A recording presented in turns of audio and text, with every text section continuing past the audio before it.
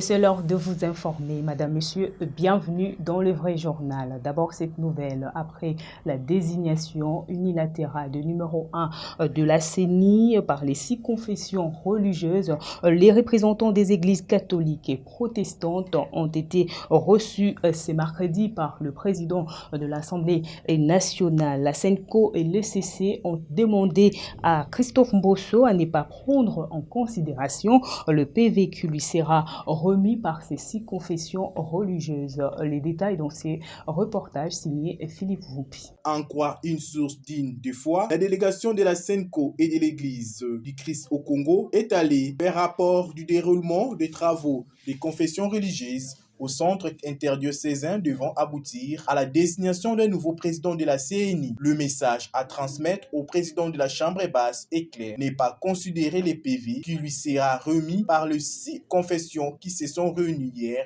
à la CIMI parce que cela n'engage pas la plateforme des confessions religieuses, nous a-t-elle confié. Signalons que les 6 autres confessions conduites par le révérend Dodo Kamba ont été aussi présentes au Palais du Peuple ce mercredi, où elles sont allées déposer leur mémo.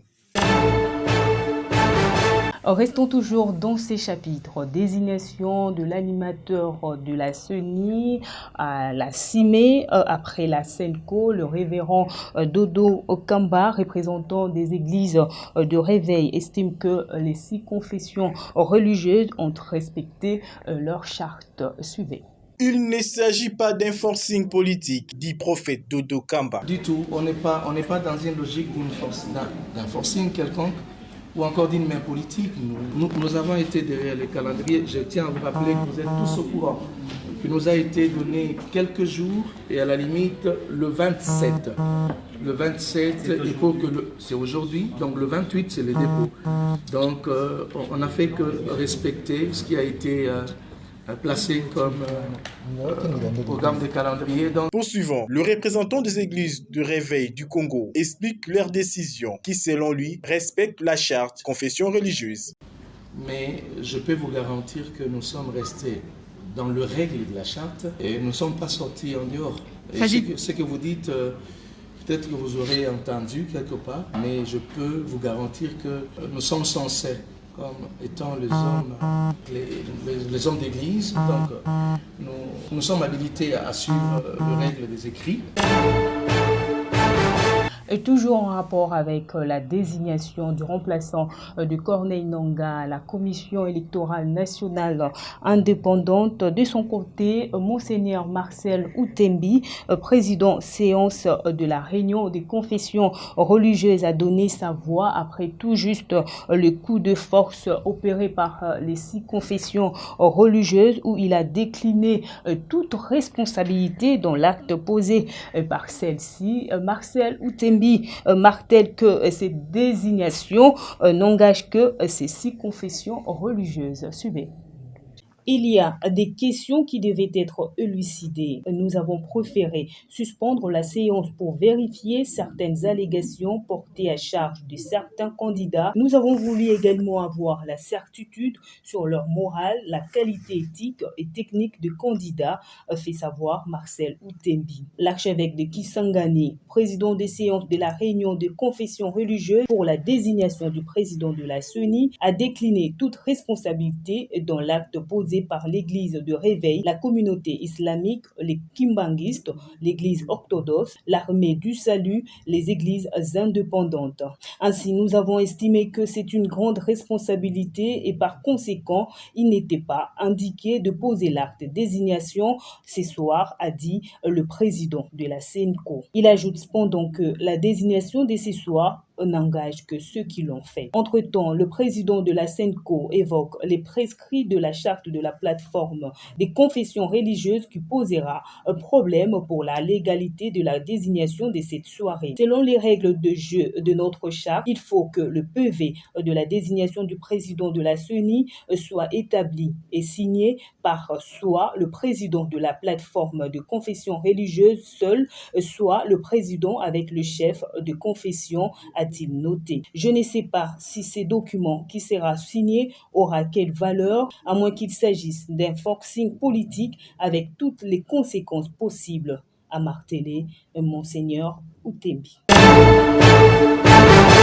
Pour sa part, le FCC, dans une déclaration adressée au président de la Chambre basse du Parlement, Bosoko Dia, dit ne va pas transmettre à l'Assemblée nationale la liste de ses délégués à la Commission électorale nationale indépendante, car d'après la plateforme de Joseph Kabila, la date butoir d'envoyer les listes a été fixée unilatérale.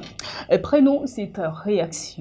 Clément Moussa, secrétaire exécutif de l'ECD, estime que la Mouka ne va pas accepter un passage en force concernant la désignation du président de la CENI imposée par l'Union sacrée. Il a dit à Jocelyne Luanga.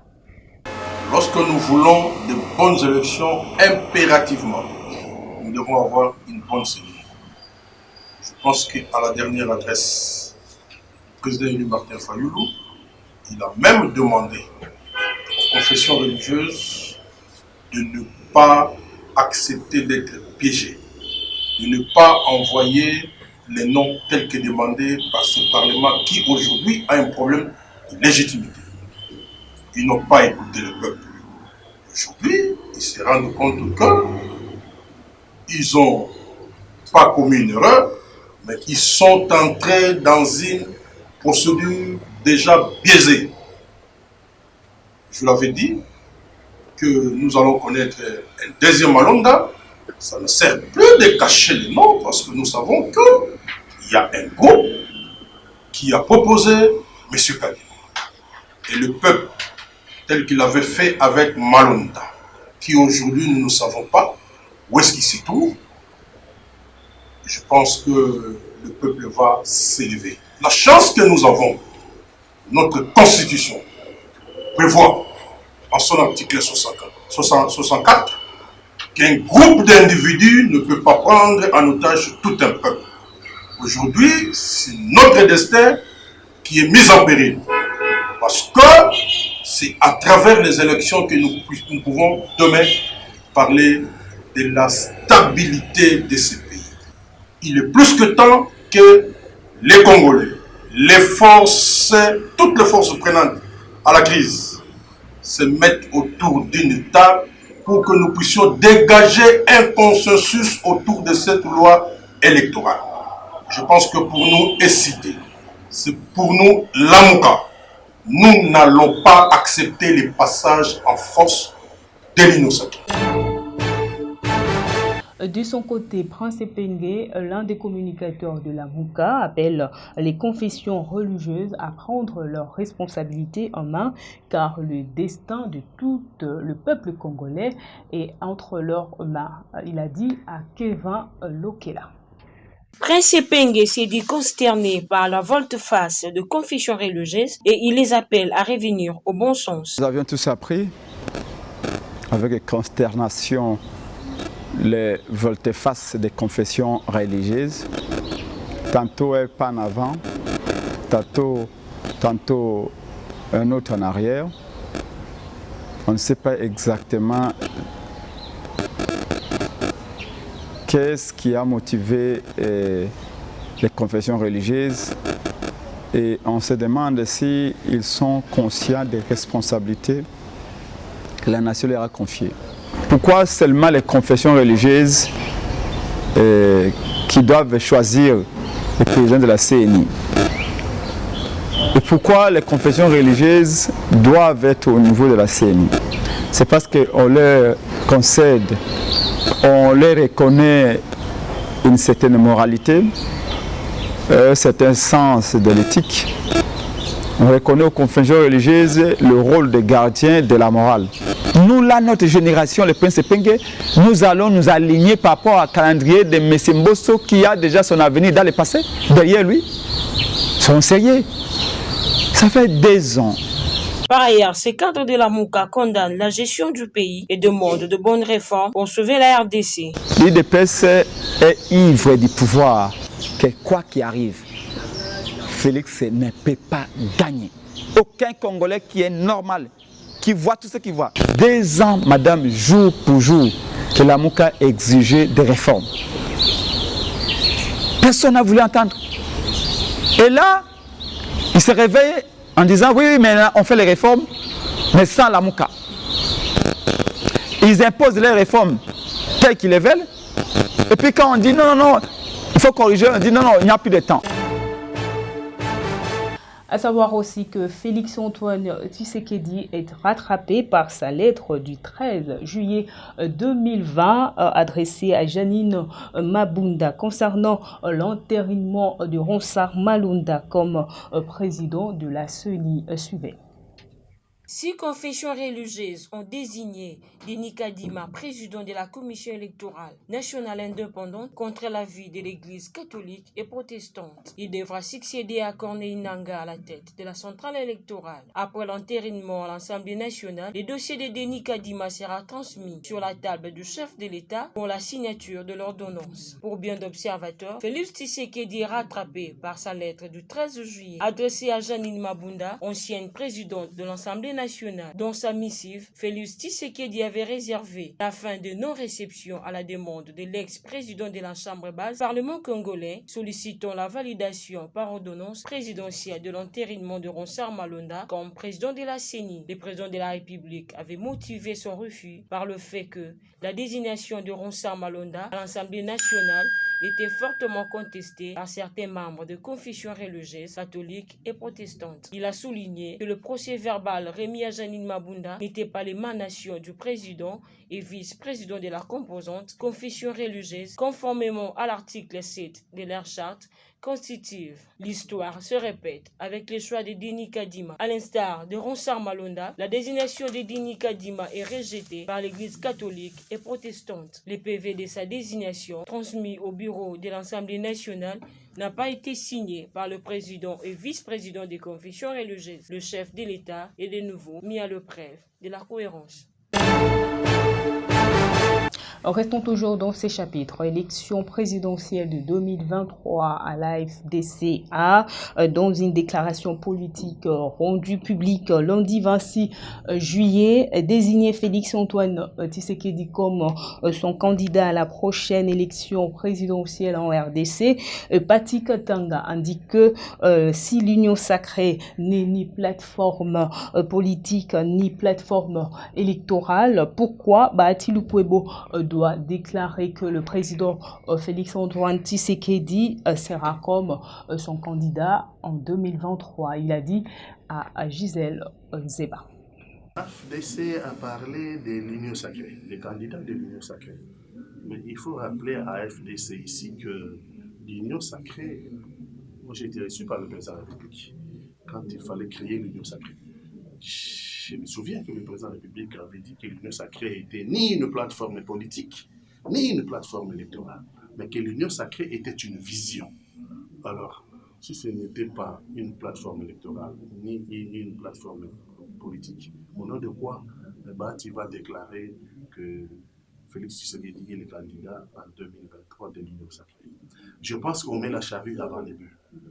Bon, je peux comprendre que ce soit son parti, l'UDPS, qui les déclare candidat. Mais je ne peux pas comprendre le débat de déclarer le candidat Félix-Antoine Tshisekedi de la présidence de la République au nom de l'Union sacrée, qui n'est pas une plateforme politique, encore moins une plateforme électorale. La construction du méga barrage Inga 3 confié aux investisseurs australiens semble être un mauvais choix. L'ancien Premier ministre britannique Tony Blair l'a dit au chef de l'État Félix-Antoine Tshisekedi. Suivez. Selon des sources au sein de la présidence congolaise, l'ancien Premier ministre britannique Tony Blair a évoqué avec Félix Tshisekedi le dossier du Grand Inga qui concerne la construction d'une série de méga-barrages hydroélectriques sur le fleuve Congo. Pour rappel, c'est en juin dernier que le président congolais avait confié l'entièreté du projet au géant minier australien Fortescue Metals Group, FMG en sigle. Celui-ci s'est lancé dans une offensive tous azimuts pour la production d'hydrogène vert sur les continents. Cette annonce surprise avait créé la stupeur parmi certains acteurs de premier plan qui soulignaient l'absence d'un appel d'offres et d'expérience de ces groupes dans la construction de barrages. D'après les informations glanées par Africa Intelligence, Tony Blair a mis en garde Félix Tshisekedi contre l'option portée par FMG, soulignant l'importance d'associer d'autres acteurs au développement du Grand Inga. C'est le cas notamment des bailleurs internationaux, à l'occurrence la Banque africaine de développement, BAD en sigle,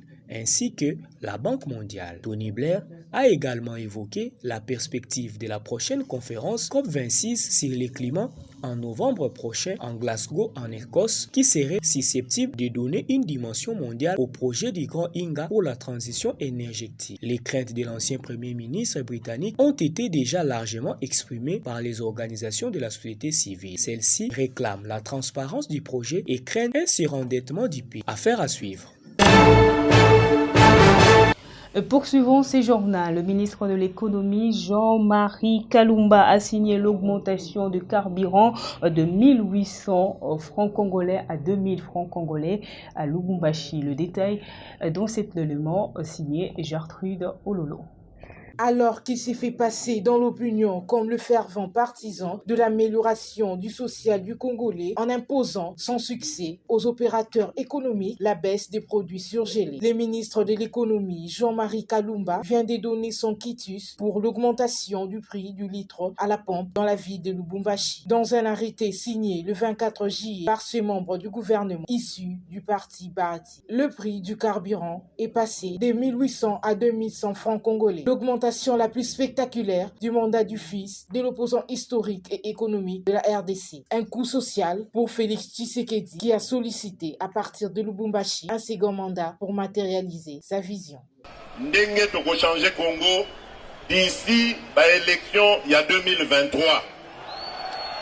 Comme ça, nakozonge la bino awa, naya koyebisa bino bana mboka soki bosepeli na gestion na ngai ya 2020 ti awa tokomi na 2023 bopesa nga lisusu bavoi na bino na continue.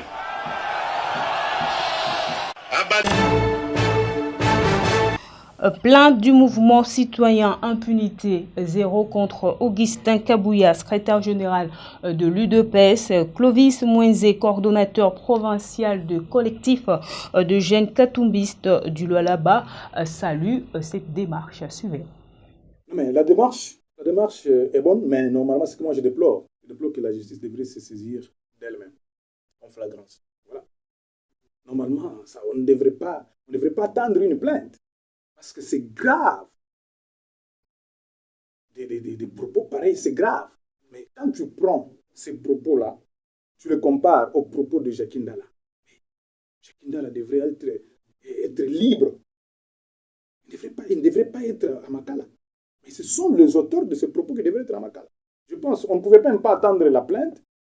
Normalement, la justice devrait se saisir d'elle-même et puis arrêter les gens. On prend ces propos-là, parce que je sais que ces propos sont en train de circuler sur les réseaux sociaux. On peut comparer seulement les deux propos. Mais même si on dit à un enfant de l'école primaire de juger qui n'est ni katumbiste, ni d'un autre camp, je pense qu'il ne dira pas le contraire que ce que moi je dis. On dirait que non, celui-ci, quand quelqu'un dit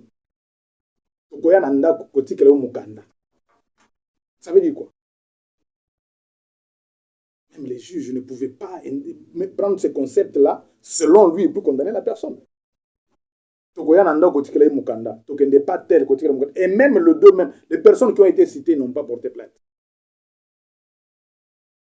On s'est saisi, on dit non, flagrance. Mais ce qui est grave, lorsqu'on parle des armes, donner les armes pour exterminer une race, parce que j'ai suivi une vidéo là, on parle que non, on va donner des armes pour exterminer une race. Toujours UDPS.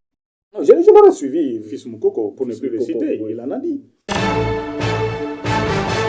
Dans le reste de l'actualité, les agents du transport en commun Transco, toujours en grève pour cause, le gouvernement n'a pas encore répondu favorablement à leurs revendications. Images et commentaires. La grève se poursuit à la société de transport en commun Transco jusqu'à la réponse du gouvernement. Cette grève enclenchée depuis lundi 26 juillet. Ces agents réclament plus de 8 mois d'impaiement. C'est quand on a minuscule, mon groupe, il y a battu. Ba agent au baza awa, ça fait 3 ans bakendaka sous congé te. Ndenge baza wana mutu moko te akoti kosala une année plein sans aller en congé. Bakendaka congé te. Pour la plupart 80% baza sous na banda kute. Séparé na basi na bango, bana na bango batanga kate. On comprend? Bana batanga kate kolia ekoma ya kosenga. Or nani ya kosunga yo? Soka zomona kozo tambola na bisi ya sika ememi batu. Chef de l'État ba agent transport bazo kufa double à cause ya babiso sombati. Intervenir. Babisuzu baza awa, ça fait 5 ans bazo travailler comme ba journalier. Yo oyebi te législation ya mboka petit si bongo. Bazo futa mutu 260 000 sans être engagé. 4e élément na PSIO. Agent ya Transco azo réclamer le lot salaire na ye oyo perdant déjà 55% de pouvoir d'achat nango parce que bozo futa na to ya 90 ti lelo et même les PO etikali 45%. Boboyi kopé ça fait 8 mois. Chef de l'État, moi je m'adresse à vous. Otala likambo oyo. Non seulement tozo réclamer ba arriéré na biso, tozo réclamer bo ajuster salaire na biso na taux budgétaire au minimum. Sans bongo, toza prêt tozo zela bobo ma biso et deuxièmement bo engager batu mususu. Mais avec comité de gestion actuel, toko sala nango te. Nous sommes déjà des hommes morts. Bana mura bazo beta massa. Signalant que le DG intérimaire est accusé de mégestion et incompétence dans cette société de l'État. Affaire à suivre. Nous voici arrivés à la seconde partie du vrai journal. Place à présent à l'invité. Suivez. Qui pour succéder à Corneille Nangaa à la tête de la CENI en RDC, la commission qui va gérer la présidentielle de 2023. Après d'âpres débats, le nom des candidats sera connu demain mercredi. En attendant, nous sommes avec Olivier Kamitatou, bonsoir. Bonsoir. Vous êtes porte-parole de Moïse Katumbi d'Ensemble pour la République. Alors l'actualité du jour, c'est donc ces confessions religieuses. C'est elles qui vont désigner dans les heures à venir le nouveau président de la CENI. Que pensez-vous de ce mode de désignation ? Eh bien, je crois que c'est un mode de désignation que nous souhaitons consensuel. Il appartient maintenant aux confessions religieuses de nous donner celui ou celle, non celui, parce que ce n'est pas une femme, celui qui aura une mission extrêmement importante, celle de restaurer la confiance entre les Congolais et la CENI. Et vous le savez, à la suite de processus électoraux chaotiques 2011, ne parlons pas de 2018, c'est le passé. Maintenant, il appartient de restaurer cette confiance et nous espérons que les confessions religieuses nous donneront la personne indiquée qui permettra effectivement de conduire un processus électoral qui soit crédible, inclusif, transparent et dont les résultats seront opposables à tout le monde. Alors justement, la semaine dernière, on avait reçu Délice Sanga qui s'allie à Martin Fayoulou pour lancer un front civique contre le glissement. Il plaide notamment pour l'indépendance de la CENI, le respect des délais des élections en 2023, pour des élections libres et transparentes. Que pensez-vous de la démarche ? Écoutez, c'est la démarche qui est aussi celle d'Ensemble. Nous voulons un processus qui soit crédible, qui soit transparent, dans les délais fixés par la Constitution. Nous ne voulons pas retomber dans le passé. Maintenant, il nous faut un sursaut démocratique. Eh bien, c'est un effort collectif. Nous sommes aujourd'hui dans l'union sacrée, dans la majorité, et nous veillerons effectivement à ce que la Constitution soit respectée et que de bonnes élections soient organisées dans les délais. Délice Sanga avait dit que Moïse Katumbi les rejoindrait dans ce combat-là. Est-ce que c'est le cas ? Mais le combat, Moïse Katumbi l'a toujours mené pour plus de démocratie, pour mettre le peuple et ses attentes au cœur de l'action politique. Le peuple congolais attend de bonnes élections, mais il attend en même temps le relèvement de ses conditions de vie. Il veut également la paix à l'est du pays. Et vous le savez, c'est notre première préoccupation aujourd'hui. C'est la pacification totale de notre pays par l'éradication à la fois de l'insécurité, par l'éradication de la criminalité dans les zones de violence endémique. C'est ça notre principal objectif avec des élections à terme en 2023. Mais justement, par rapport vous parlez de l'insécurité à l'Est, est-ce que ce n'est pas un constat d'échec alors que c'était une promesse du président Félix Tshisekedi ? Je crois que beaucoup d'efforts... De ramener la paix. Beaucoup d'efforts sont réalisés. En quelques semaines, restaurer la paix pacifier l'ensemble du pays. C'est un effort constant, des initiatives sont prises. Je ne suis pas un acteur au sein de l'exécutif, je ne suis qu'un observateur, mais je vois que les efforts et l'engagement est pris et nous espérons et nous donnons tout notre soutien à ce que cet état de siège permette progressivement à chacun des territoires aujourd'hui de retrouver la paix, l'apaisement et que chaque Congolaise et chaque Congolais puisse vivre dignement dans son territoire, dans son village. Alors c'est l'autre débat qui agite la classe politique et la société congolaise. Actuellement, la loi Tchiani qui réserve, je le rappelle, l'exercice de la fonction de président de la République, de président de l'Assemblée nationale et du Sénat, qu'aux seuls Congolais nés de père et de mère. Est-ce Moïse Katumbi qui est visé via cette loi? On peut le croire. On peut le redouter quand on est un partisan de Moïse Katumbi, mais il n'y a pas que Moïse Katumbi. Certes, Moïse Katumbi est visé par cette proposition de loi, qui n'est qu'une proposition. Mais nous considérons aujourd'hui que notre combat que nous avons mené avec Moïse Katumbi ces dernières années, qui est le respect des dispositions de la Constitution, notre Constitution qui a une histoire et qui a permis de mettre un terme à des violences. Nous ne voulons pas revenir dans les brûlures du passé, mais que dit notre Constitution? Elle dit qu'aucun Congolais, que ce soit en matière d'éducation ou d'accès à des fonctions publiques, ne peut être l'objet d'une mesure discriminatoire, qu'elle vienne de la loi ou d'un acte de l'exécutif, en raison de sa religion, en raison de son origine familiale, en raison de ses conditions sociales. Bref, aucun Congolais ne peut être victime d'une mesure discriminatoire. Cette loi, elle est discriminatoire et elle est raciste. Nous pourrons dire également que l'article 220 de notre Constitution, que dit-il? Il dit qu'il est formellement interdit de réviser cette Constitution avec pour objet de réduire les droits des Congolais. Eh bien voilà, c'est ça aussi notre combat pour Moïse Katumbi, mais derrière Moïse Katumbi, pour tous ceux qui seront visés par cette loi. Mais Félix Tshisekedi est resté plutôt silencieux sur la question. Est-ce que vous ne le regrettez pas? On peut le regretter, mais pourquoi nous sommes-nous engagés dans l'Union sacrée? Parce qu'il y a d'abord eu des consultations, il faut se rappeler ça, au mois de novembre. Et Moïse Katumbi était le premier à saluer à la fois le courage, la lucidité de Félix Tshisekedi quand il a voulu changer sa majorité en l'invitant à mettre le peuple au cœur de son action.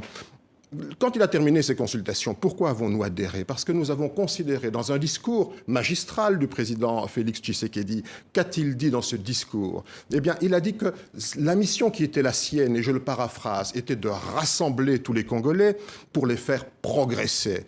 Et il conclura ce discours en disant, eh bien, nous devons effectivement aujourd'hui aller vers une culture de vivre ensemble, chaque jour et à chaque instant, c'est ce qu'il a dit, le vivre ensemble sur des valeurs d'égalité de traitement entre tous les Congolais, d'équité, de solidarité et de justice pour tous. Ouais. C'est ce discours qui nous a séduits et c'est pour ça que nous sommes entrés dans l'Union sacrée. Donc aujourd'hui, nous attendons qu'il mette en œuvre son discours. Mais pourtant, M. Kamitatou, il y a la semaine dernière l'arrestation de Jacquine Dalla, le patron de la Ligue des jeunes du parti de Moïse Katumbi. Dans la foulée, il a été condamné à 2 ans de prison dans un procès expéditif pour incitation à la désobéissance aux lois. Quelle est votre réaction à cette arrestation ? Nous considérons, et d'ailleurs d'autres des grandes ONG internationales l'ont dit, c'était une condamnation expéditive. Nous ne voulons pas une justice qui fasse 2 poids, 2 mesures. Mais nous ne voulons pas non plus tomber dans le tribunal de la sottise, où l'accusé est poursuivi par la haine et mené par la calomnie vers un juge entouré de l'ignorance et de la suspicion. Nous voulons effectivement que s'il y a eu faute, eh bien, il y a condamnation, mais nous ne voulons pas une justice de 2 poids, 2 mesures. Notre ami Ndala a été très lourdement condamné. Nous irons en appel et nous souhaitons qu'il soit libéré le plus rapidement possible. Mais avec tout cela, avec la loi Tchiani également, comment se porte cette union sacrée que vous soutenez visiblement ? Écoutez, nous soutenons l'union sacrée, mais nous avons fixé une ligne rouge au-delà de laquelle nous n'irons pas. Quelle est-elle ? Eh bien, nous avons dit que tout ce qui a trait à remettre en question un des principaux acquis de notre construction démocratique, qui est la Constitution, eh bien, nous ne tolérerons pas Si la loi Tchani passait, par exemple. La loi Tchani est une violation pure et simple de notre Constitution. Nous ne le tolérerons pas et la ligne blanche rouge a été clairement tracée par Moïse Katumbi. Et l'union sacrée mourra avec. Eh bien, ce ne sera pas de notre fait parce que nous ne sommes pas entrés dans l'union sacrée. À l'époque, il y a eu un programme de gouvernement, il y a eu des discussions, des concertations. Nous avons remis un cahier des charges. Il n'est nulle trace de congolité dans le programme de l'union sacrée. C'est une trouvaille opportune au moment où chacun parle déjà de 2023. Moïse Katumbi ne parle pas 2023, il parle de la sécurité, il parle de la pacification, il parle des conditions de vie de la population. Les ambitions personnelles viennent bien après le sort et le destin de 100 millions de Congolaises et de Congolais. Vous venez là de suivre l'intervention sur TV5 Monde de Olivier Kamiketou, porte-parole de Moïse Katumbi-Tchapoué. Et c'est sur cette note que nous mettons un terme à ce journal. Toute la rédaction vous remercie de l'avoir suivi. Madame, Messieurs, ce journal est terminé. Au revoir.